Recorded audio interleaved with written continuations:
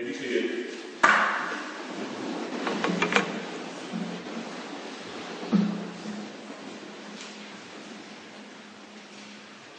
Good afternoon. First, on behalf of my colleagues on the Court of Appeals, I want to welcome all of you to this robing ceremony for Judge Cale J. Bradford. This ceremony is one of our court's traditions, which symbolizes a transition for our institution. We welcome your participation and for making this such a special day for our new colleague. To begin our program, I'd like to call upon an old acquaintance from Bloomington who's now serving as the Judge Bradford's pastor at the Castleton United Methodist Church, my friend Reverend Hamon, for an invocation. Let us pray. Almighty God, we thank you for your presence this afternoon on an occasion of great celebration.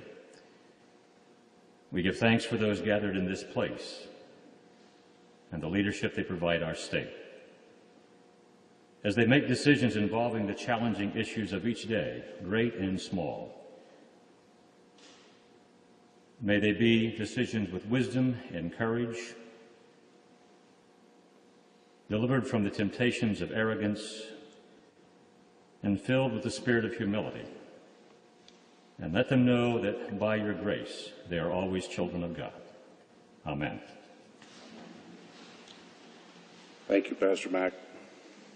One of my privileges today is to introduce the members of my court who are able to join us. I'd ask that you withhold your greetings until I indicate otherwise. Joining us from the Court of Appeals, on the bench in front of me, from my right to my left, first is Judge Ezra H. Zeke Friedlander, presiding judge of the 2nd District from Carmel. Judge Terry A. Crone, presiding judge of our 3rd District from South Bend. Judge John T. Sharpnack, our former chief judge and the presiding judge of the 5th District from Columbus. Judge Edward W. Najum, Jr. from Bloomington. Judge Carr L. Darden from Indianapolis. Judge Melissa S. May from Evansville, Judge Nancy H. Vadic from Valparaiso, and on the first row facing me is Judge Paul D. Mathias of Fort Wayne and Judge Michael P. Barnes of South Bend. Two of our colleagues are away today attending a national conference in San Diego, and two of our colleagues are delivering their children to college. Although they're going to suffer some separation anxieties, I believe the wife of one of them suggested that although she loads this day, she would have even missed it more if the child had stayed home. So, also joining us from the judiciary is Judge Thomas Fisher from the Indiana Tax Court. Our senior judge colleagues joining us today are Judge George B. Hoffman, Jr., originally from Hamon, Senior Judge Jonathan J. Robertson from Brownstown, and our newest senior judge, Patrick D. Sullivan from Indianapolis. Please acknowledge the members of our Indiana Court of Appeals.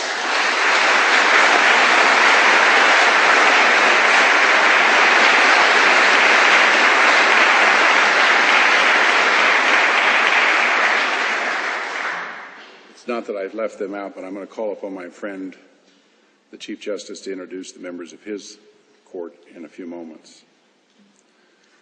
I also today consider it a sincere privilege to introduce the leader of our state's executive branch, a man who has proven to be a true friend of our branch of government, and who has repeatedly demonstrated that an independent, efficient, and capable judiciary is a necessary part of a complex formula in attracting business and good-paying jobs to our community, and for the maintenance of the quality of life in our beloved Indiana. Please welcome our Governor, the Honorable Mitchell E. Daniels, Jr.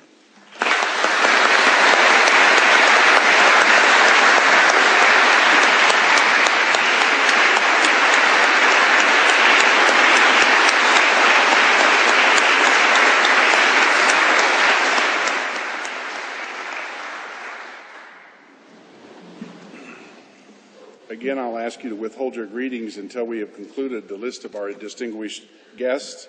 And I would ask that our guests, if you would, stand and wave to us so we can all see you and the cameras can record you as well. From the executive branch, our Secretary of State, Todd Rokita, our Attorney General, Stephen R. Carter, the Governor's Office, his counsel, Mr. Mark Massa, and Assistant Chief of Staff to the Governor, Ms. Betsy Burdick. From our General Assembly and the House of Representatives, former Speaker and Minority Leader Brian Bosma of Indianapolis, my friend Mr. Ralph Foley from Martinsville, or as we call it down in the valley, and our friend Jerry Torr from Carmel. From the Marion Superior Court, we have Sheila Carlisle, Judge thereof. Thank you. The newest judge, Judge David Serto. Judge Patricia Gifford. Judge Michael Keel. Judge Gary Miller. Judge Robin Moberly. Judge David Shahid. Judge Tanya Walton Pratt. Judge Heather Welsh. And the presiding judge, Judge Jerry Zori. Joining the Superior Court of Marion County as the senior judges, the Honorable John Varney, Jr., Jack, the Honorable Steve Frank, and the Honorable Charles Wiles.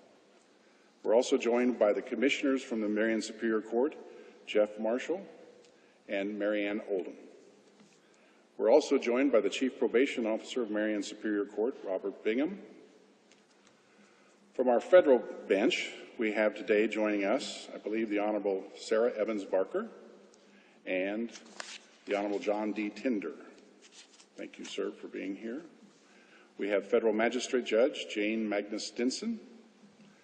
We have the United States Attorney for the Southern District of Indiana, Susan Brooks, and a former United States Attorney and Deputy Attorney General of the United States, Deborah Daniels.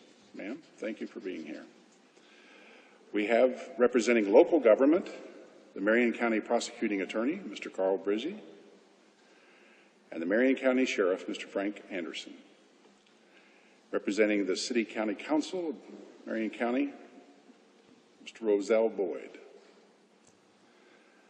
Representing the Indianapolis Bar Association, its Executive Director, Julie Armstrong, and representing the Indiana Prosecuting Attorneys Council, its Executive Director, Steve Johnson. We also have from our court family, Counsel for the Judicial Nominating and Qualifications Commission, Ms. Meg Babcock, the Executive Director of our State Court Administration, Ms. Lilia Judson, and her deputy, Dave Remondini, the Director of our Trial Court Technology, Ms. Mary Depry, Executive Director of the Indiana Judicial Center, Ms. Jane Siegel.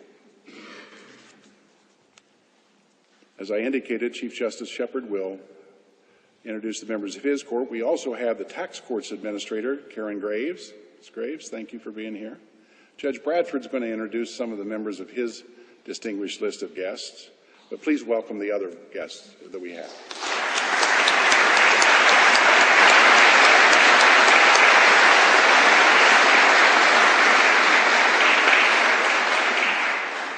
At a recent retirement ceremony for our colleague Patrick Sullivan, I had the good occasion to remark that when Judge Sullivan left our court, we also left an heir behind us, and that was the last elected judge to the Indiana Court of Appeals.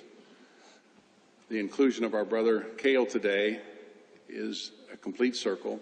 It took 37 years, but finally it is such that we have a totally merit-selected judiciary in Indiana from the Supreme Court, the Court of Appeals, and the Tax Court. And a person who has overseen the selection process of every one but one of those persons and himself is our next speaker, a person who has also served as a champion for the judiciary, not only in Indiana but throughout the United States. A person who's called upon for his talents beyond adjudicating disputes. Our governor recently asked him to figure out all manner of problems concerning taxes. I call upon my friend and our great supporter, the Chief Justice of Indiana, Randall T. Shepard. Thank you, Justice.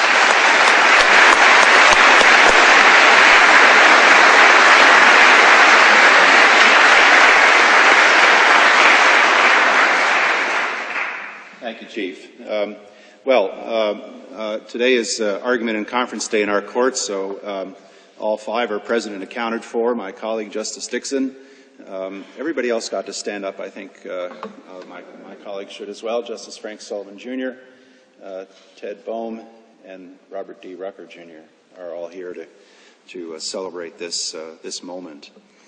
I'd like to mention some important names you haven't mentioned, Chief, and that is the remarkable group of people who, particularly those towards the end of the selection process, offered themselves up. People like Judge Moberly and Judge Hughes, who were part of the final panel of nominees we sent to Governor Daniels, and Cynthia Ayers and Ken Johnson and Randy Head of Logansport, who were semifinalists in this selection. It's genuinely uplifting to have the occasion to sit in a room with the members of the nominating commission and listen to what people say about why it is they want to do the thing that Judge Bradford has now been appointed to do. There are places, as the Chief Judge has said, where different alternative paths exist, and those turn out well sometimes and not so well.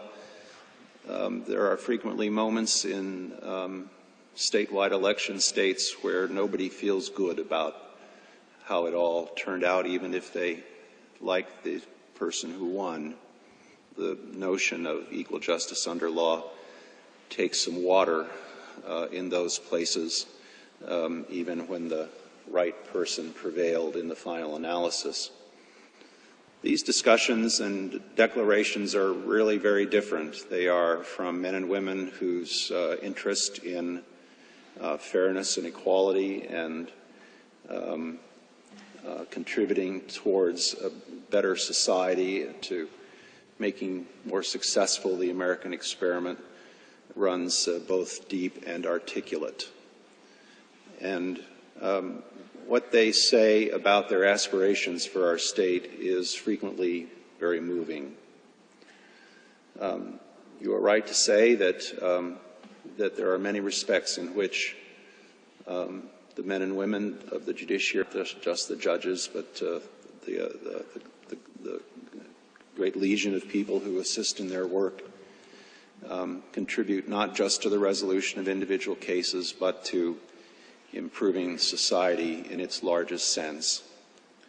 And it's our aspiration that on our better days, we do our part to make Indiana a more prosperous, safer, and more decent society than it was yesterday.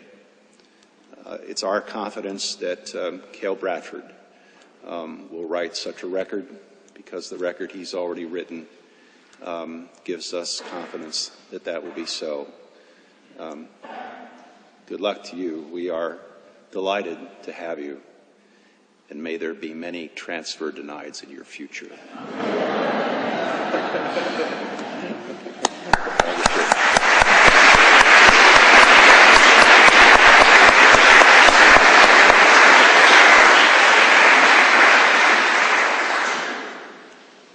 Although he has not actively practiced law for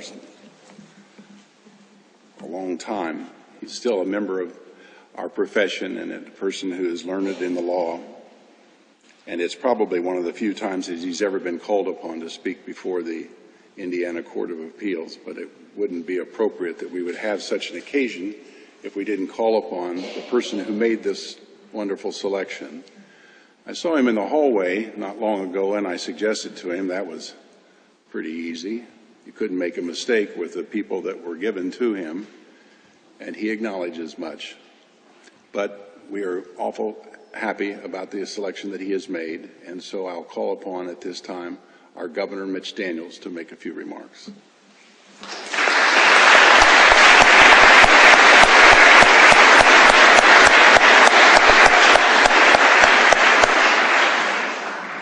Your Honor, Your Honor, Your Honors, and good friends, I'm delighted and touched, honestly, to be offered this chance to be here.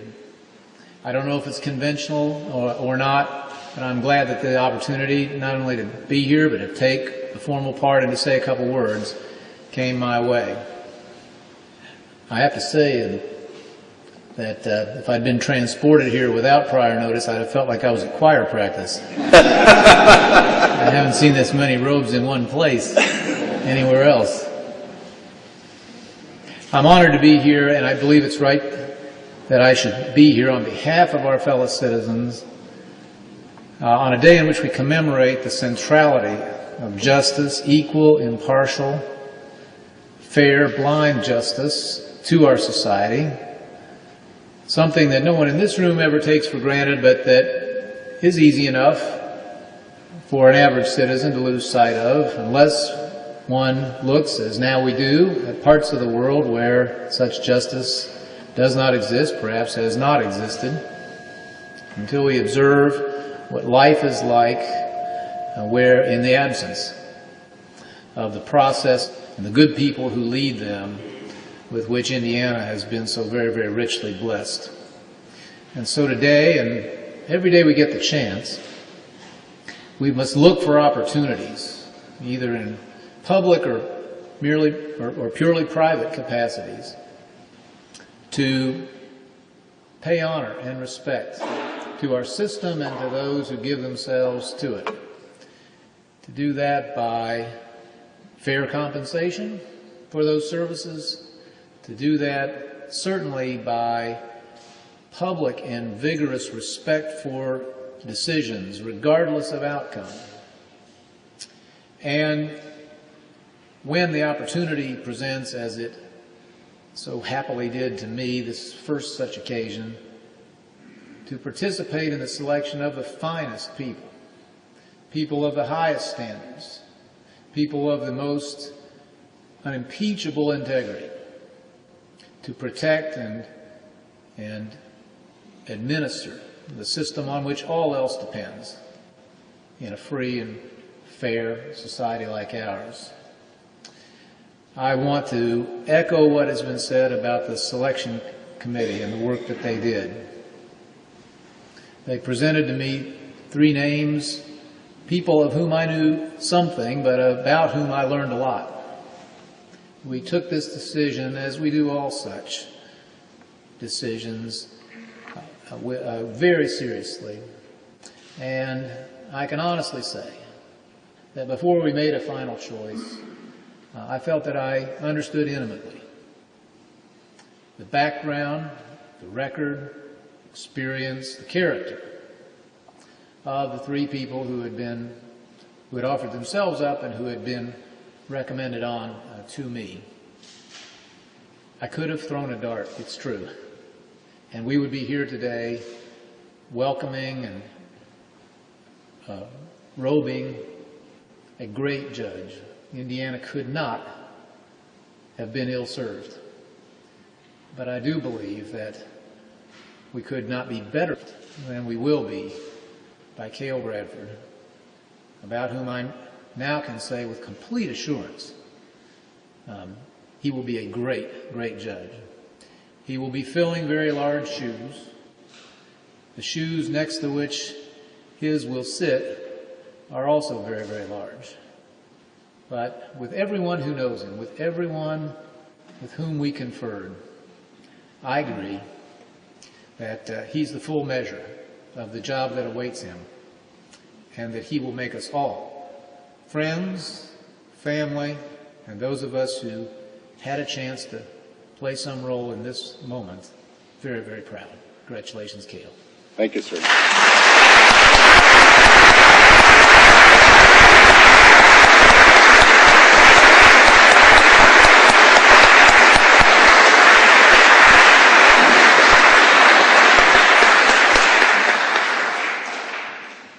is our tradition that we call upon a member of the bar to introduce to our court the newest person to join our ranks. It is with distinct pleasure that I call upon a gentleman who I have read about for many years in his role as a prosecutor in Marion County, but a person about whom I've also recently had an occasion to read about as he battles against a disease. Recently, the Indianapolis Star had an expose about the boxing foundation with which he participates, and it showed to me the character of the person that is about to introduce our new initiate. It is with great respect that I have the privilege of introducing Mr. Scott C. Newman, President and CEO of Strand Analytical Laboratories and the Rocky Steady Boxing Foundation. Mr. Newman.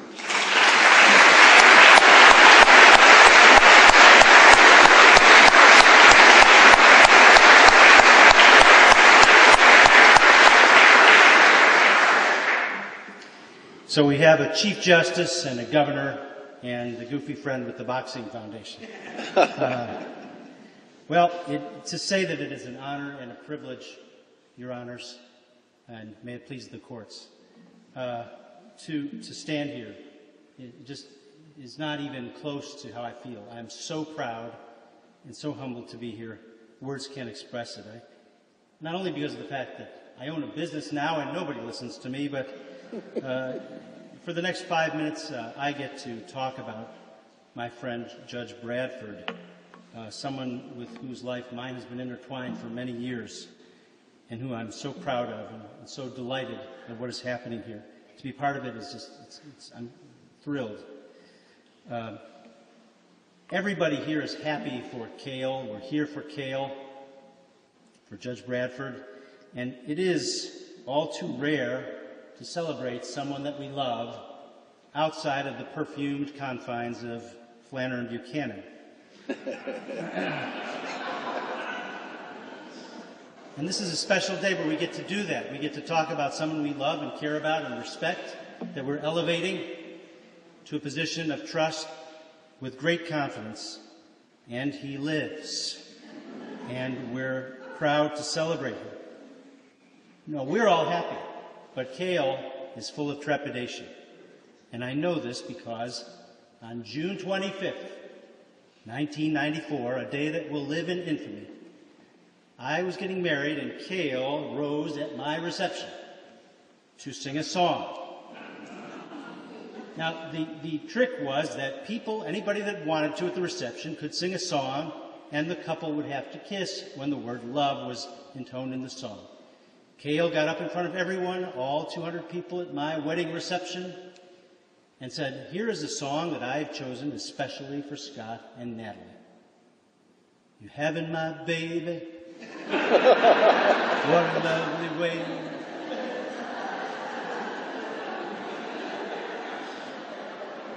Whereupon the room erupted in whispers from one end to the other.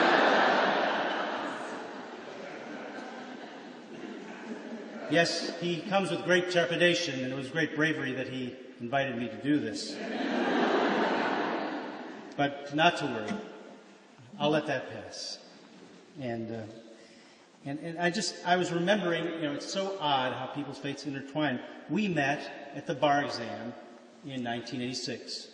As I recall, we went out for a break in the action, and we were at the Mirage Shrine. There were 4 chairs facing each other in a little grouping. And I sat down, and Cale sat to my right, and 2 other fellows were over there. And the 2 other fellows started talking about, "Did you see this on the exam? Did you see that? Did you get this issue? Did you get that issue?" And they were one-upping each other about how well they had done on the exam and how clever they were.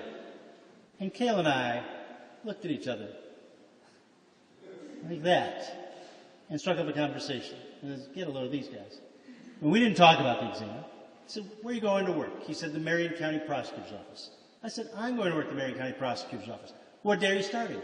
"August 4th, 1986. "I'm starting August 4th, 1986.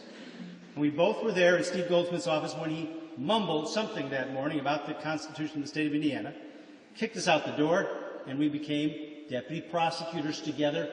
And about a year later, as I was the grand jury deputy of the county, sort of shunted off on my own, and Cale was in the municipal courts, I took a municipal court session every week, and it was Cale Bradford that took a piece of notebook paper and wrote out for me in my 10 minutes of training everything I needed to know about municipal court practice as a prosecutor. And you know what? I kept that piece of paper for 3 years. Every week when I walked in there, by the following Friday I'd forgotten that stuff.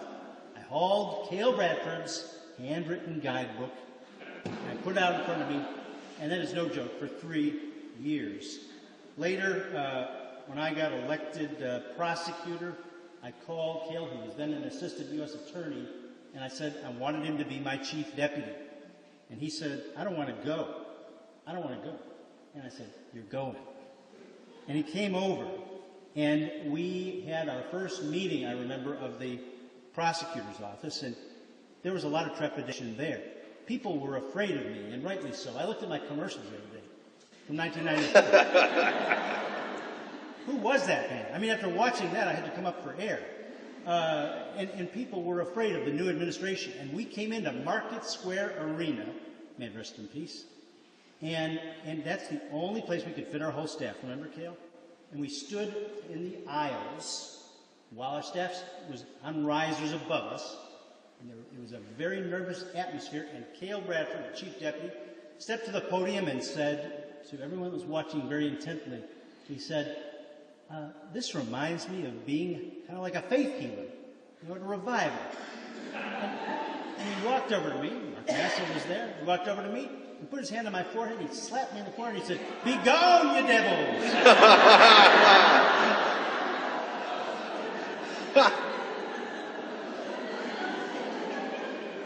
And the devils were gone, and everybody relaxed, and the rest is history. When he wanted to go be a judge a couple of years later, I said, "I don't want you to go." And he said, "I'm going." Cale reports that he already is loving the job more than people thought he would. I wonder if it's because I actually bought a book of letters that Oliver Wendell Holmes wrote to Albert Einstein. They wrote for years. The book is this thick of letters that Holmes wrote to Einstein. Bought it at a used bookstore in New York City, was reading it. He said what he liked about the job. I took this down from one of the letters. He said, quote, this is Oliver Holmes, "I am in court listening to an argument. It is my only chance to follow my own thoughts this week."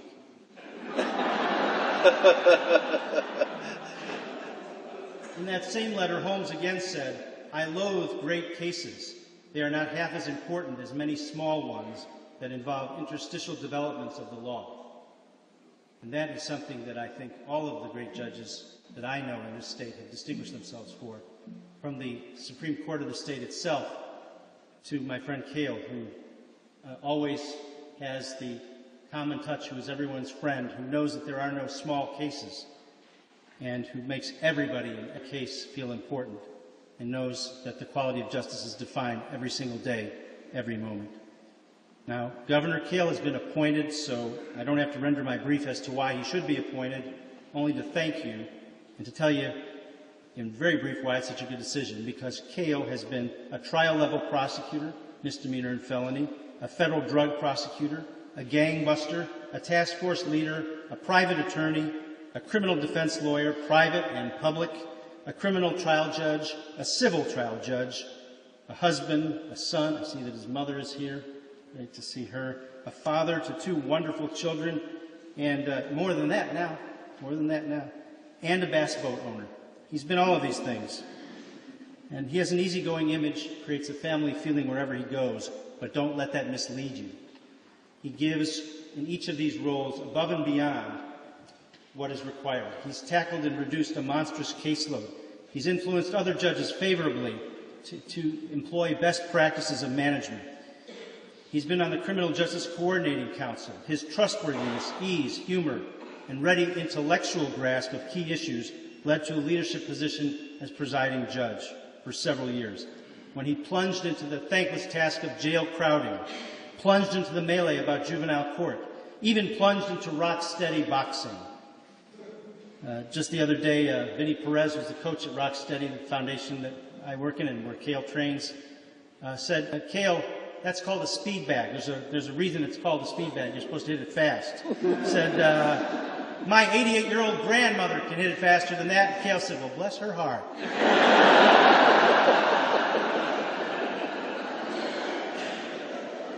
So the man is a handful, and I'll tell you what, Governor, I hear tell that there are 14 Democrats on the Court of Appeals. I'm sort of Rip Van Winkle. I haven't paid much attention to this, but I hear there are now 14 Democrats on the Court of Appeals, and Cale will be the only Republican. Governor, you better even things out. You're going to need more Democrats on there.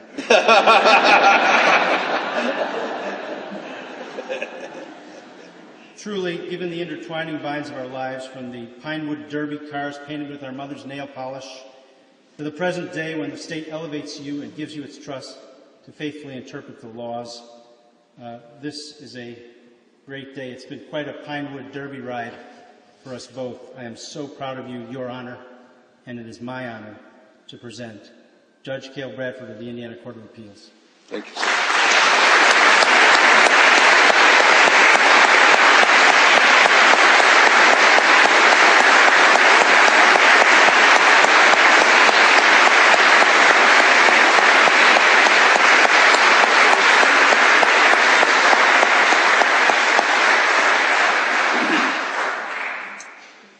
In order to proceed with our ceremony, I will call upon the governor to administer the oath of office, and I would ask that Sam, Judge Bradford's wife, hold the Bible while we do that.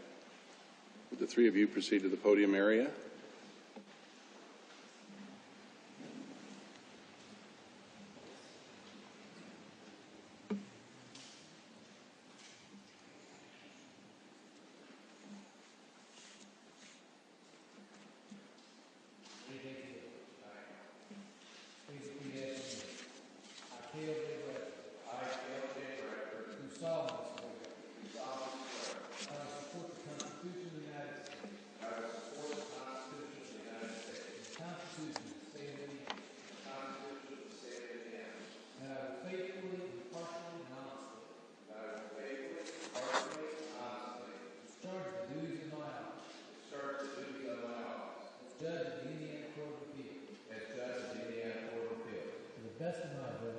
Best of my ability. So help me God. So help me God.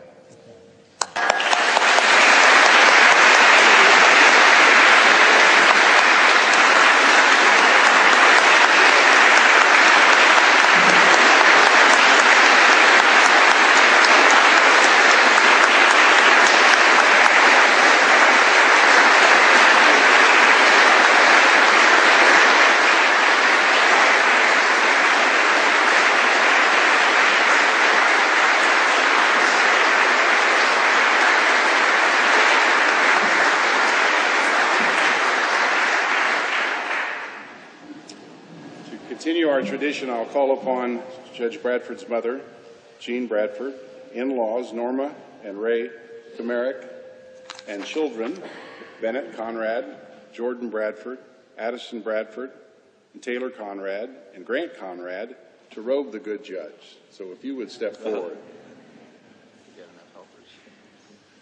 We got plenty of helpers to get this right. Your Honor, I suspect that you'll be more comfortable if you lose that jacket.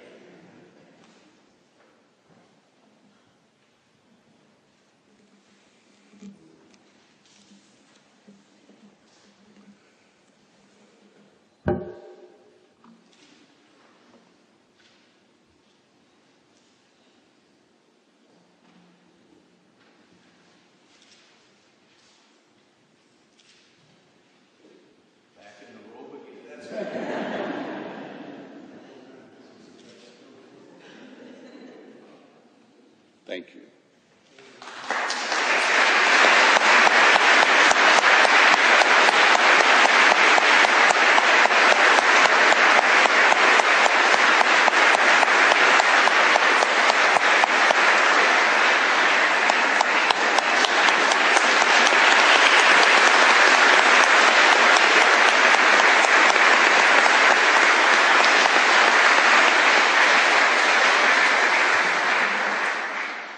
As is our tradition, we will call upon our newest member to make a few remarks. Judge Bradford.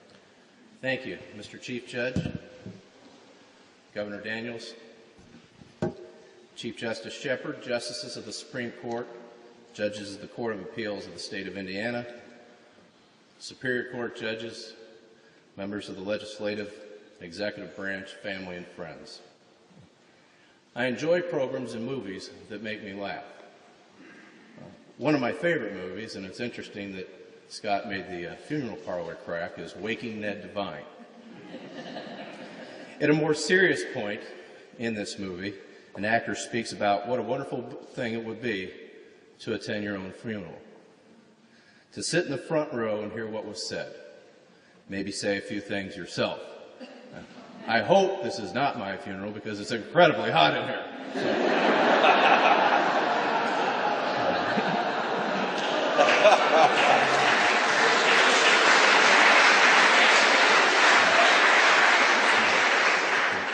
But on the contrary, this is not my funeral, and I didn't have to check out to hear all these wonderful things. As a matter of fact, I'm just checking in. And thanks to the governor and the Chief Justice and the members of the Judicial Nominating Commission, I'm moving on up to the west side. And I got to tell you, it feels really good standing here, and I think I'd like to stay here many years if the voters of our state think that's a good thing. I've given a good deal of contemplation and actually experienced a good bit of anxiety over what you might say on a day like this. Something insightful, something clever, something that has not been said before.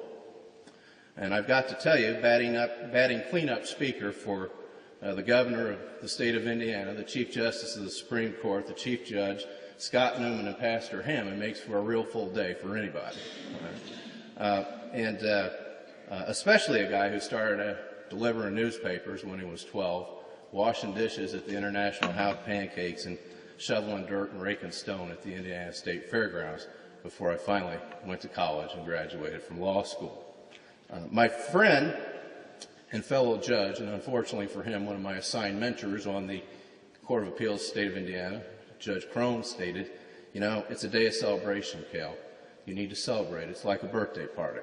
And I intend to celebrate here today, and that starts with some thank yous. Thank you, God, for this blessing. Thank you for my family and friends, my colleagues that are here today. Thank you to the 49th Governor of the State of Indiana, Mitch Daniels, for this opportunity. Thank you, Mark Massa, and the other members of the Governor's staff for your assistance and work in this process. Thank you, Chief Justice Shepard, the members of the Judicial Nominating Commission, for selecting me as one of the 3 finalists for this position. Thank you, Meg Babcock, Counsel for the Judicial Nominating Commission, and your staff for your assistance and work in this process. Thank you to the many of you that are here. Thank you to the many of you that could not attend today for all the things that you did on my behalf. Letters, emails, telephone calls, conversations, advice, and strategy sessions. Time constraints and my fear of forgetting to name one causes me to make just one statement to you all. Thank you from the bottom of my heart. I am grateful. Thank you to my many friends who are here today, including friends from high school, college, neighbors, former neighbors, golf buddies, fishing buddies, co-workers, and former co-workers. A person is who he is because of the various influences and experiences in his life. Thank you for being my friend and making me who I am today. A very special thanks to Pastor Mac Hamon for giving the prayer here today and praying for me throughout this process. I must tell you, if you're ever in the neighborhood of 71st and Shadeland Avenue on a Sunday morning, nobody writes and delivers a sermon like Mac Hamon. Now, Mac, did I say that exactly right, or was I supposed to say something? And what can you say about a friend so dear as Scott Newman? Scott's compass has always been set in the do it because it's the right thing to do position. He conducted himself as a public servant in that manner, and he conducts himself as a human being in this same manner. Scott has served capably as the prosecutor of Marion County, an assistant to the United States Attorney, deputy prosecutor, and then after being afflicted with Parkinson's disease, founded a successful DNA enterprise, and the Rocksteady Boxing Foundation. Wow. Incredible. Scott, thank you for being here today. Thank you for your kind remarks. Thank you for being my friend, and thanks for just being you. Now I'd like to introduce my staff that will be working with me that are here today on the Court of Appeals of Indiana. First, my law clerks, Matt Fisher. Matt, could you stand? Matt was on Jeopardy twice, by the way. I really like that. Jennifer Brown. So Jennifer is right off the presses and a brand new lawyer.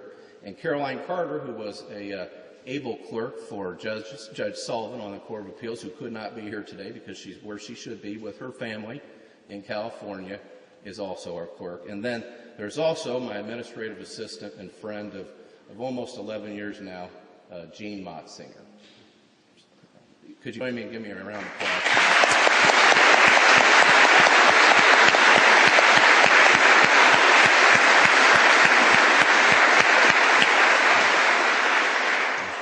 And on the subject of staff, hasn't the Court of Appeals Administrator Steve Lancaster and his staff done a wonderful job in putting on this event? And I can tell you, he and Kathy Wethington and the other members of the staff have just done a wonderful job of welcoming me along with the other judges and making this a smooth transition where I hope to provide good justice for our citizens for many years to come. I purposely left the introduction and thanks from my family until now. My lawyer once told me, if you ever want your client to cry on the witness stand, ask him about his family. Right? Well, trying to keep it together, so to speak, on such an emotional occasion, I've waited until now to do that. And fortunately, I'm blessed to have a great family, and a lot of them are here today. And that starts with my aunt and uncle, all the way from Lake Geneva, Wayne and Judy Vaselski. My aunt and Martha and Uncle Ivan Bennington, here from Indianapolis. My father's brother, Uncle Riley Bradford, and his wife Diane. I have brothers and sister-in-laws that are here today, Greg and Mary Lou Sammons that have come all the way from Lawrence, Kansas, and John and Amy Warner from here in Indianapolis. My nephew, Benjamin Rager, who's hot off the presses as well, brand new lawyer, is also here. And Judge Barnes and Judge Crone, I have to warn you, he is a Michigan football fan. And I have to confess to you both now, I'm also a Michigan football fan. But I didn't have the courage to tell you until I was in a room with a whole lot of witnesses.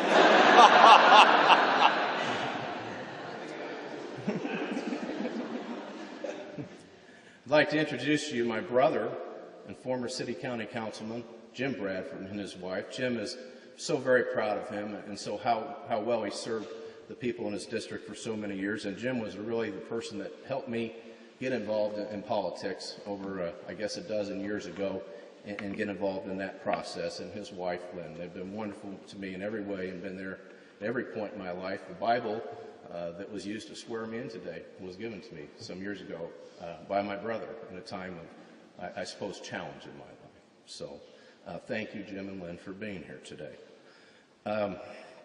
My in-laws, all the way from Sarasota, Florida.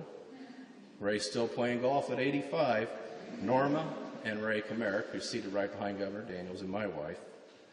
My father, Jim Bradford, could not be here today. He passed away about 6 years ago. He was an attorney, but I know he's watching from that great skybox in the sky with two other mentors in my life, Keith Buell and Charlie Castor.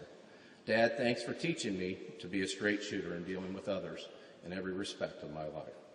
My mother, Jean Bradford, is here today, whose sense of work ethic and refusal to fail is second to none. Thank you, Mom, for being a great mom and always being there for me. I want to thank you all so much for being here and all the support you've shown me through my life. Would you please clap for these people in my family?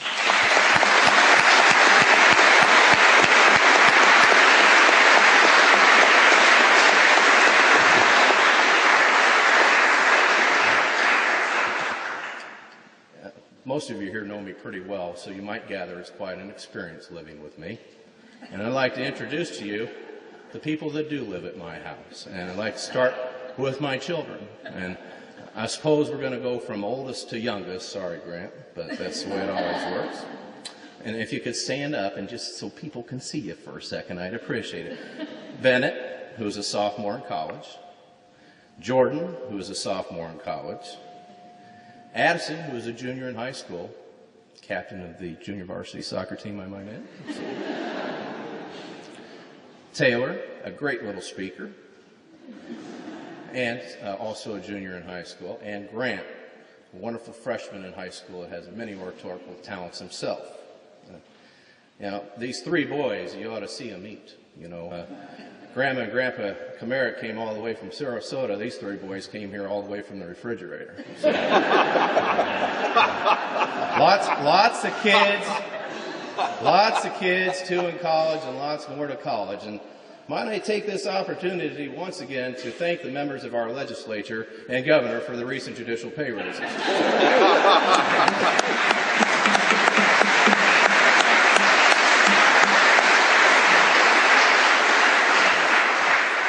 You kids are the greatest. Thank you for the love and support that you show me. Now, please remember to pick up your rooms and shut off the lights. And last but not least, the full-day kindergarten teacher with the mostest, my wife, the lovely Sam Bradford. Only with your support, Sam, have I been able to meet the challenges of my life.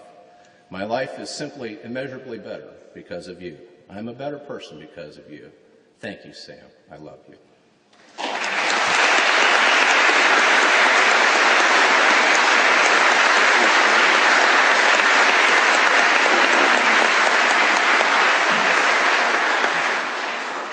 It is a fair statement to say that I have spent the majority of my life and career in public service.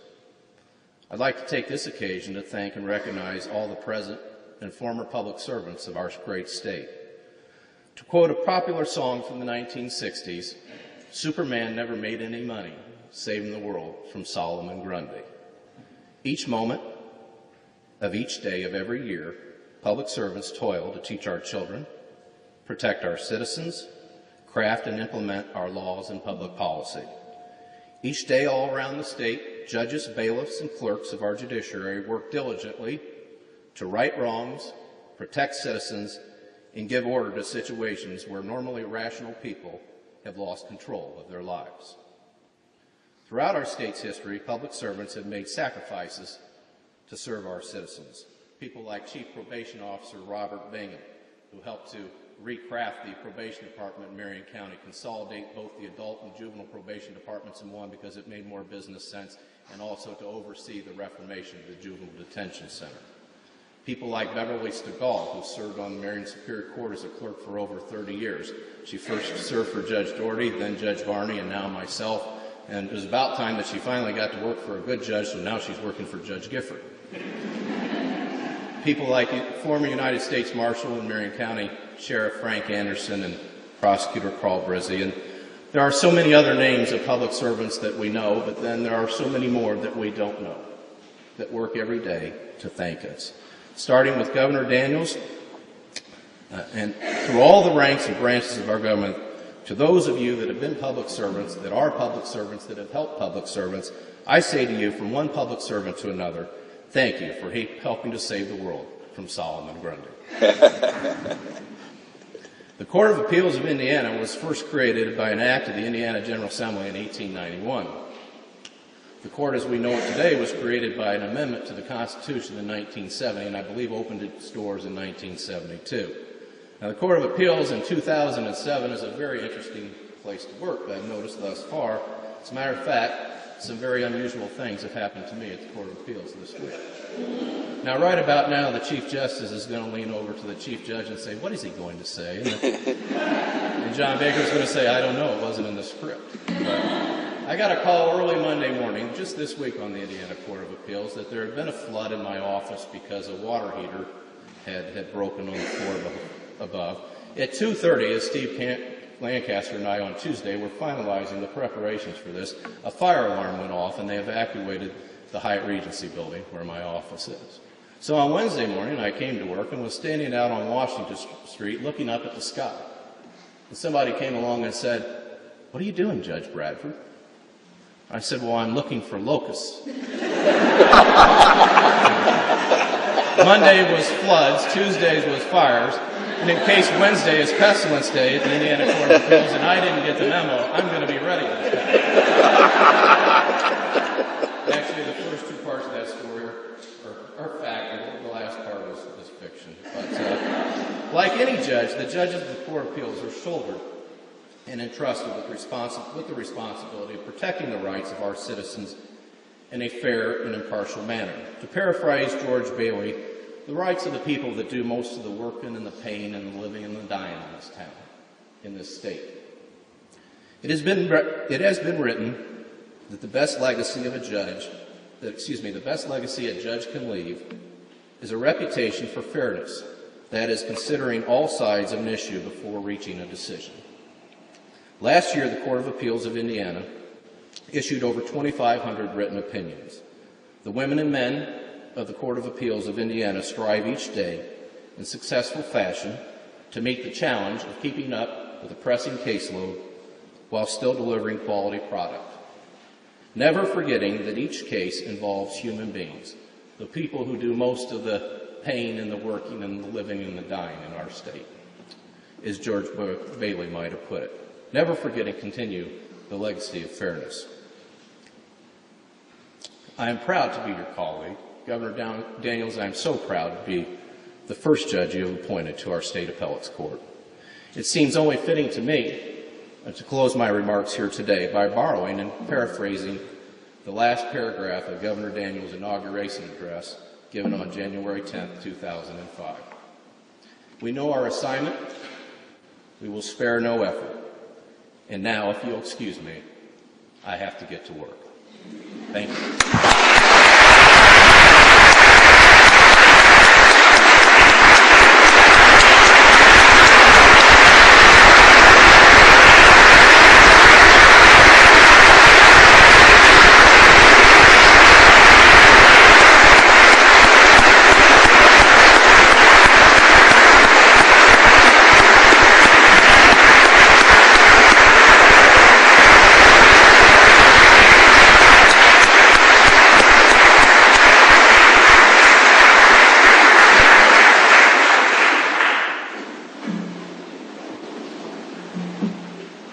Brother Cale, we welcome you to our court as a full member of this institution created to serve the people of the state of Indiana. Few have the privilege, and your investiture today reminds each of us of the time we joined this court and in the past. With your enthusiasm, you have renewed our own. With your comments, you remind us that we all get here because of others who have supported us. We're reminded of the important task we confront on a daily basis, to do justice for all under the law. We are in a unique position to have someone else pick our partners in the practice of law for the most of us for the rest of our career. We collectively applaud the work of the nominating commission and the governor in providing you to us as our law partner for the rest of our legal career. We welcome you as a brother, and we thank you for your wonderful comments. I'd like to extend to all of you our sincere invitation to join us in the atrium outside of the courtroom after we have adjourned so that we can visit and greet with you and to continue our celebration of the inclusion of Cale J. Bradford as a judge of the Indiana Court of Appeals. Mr. Bailiff, you may adjourn the court. All right.